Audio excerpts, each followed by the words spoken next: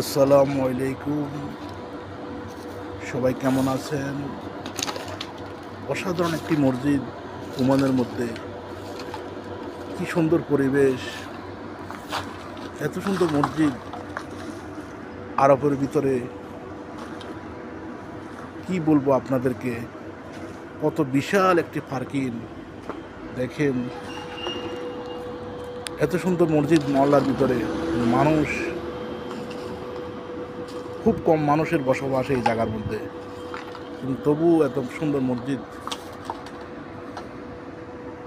বানিয়ে রাখছে। কি যে বলবো, সুবহানাল্লাহ তাআলা দরবারে হাজারো শুকর।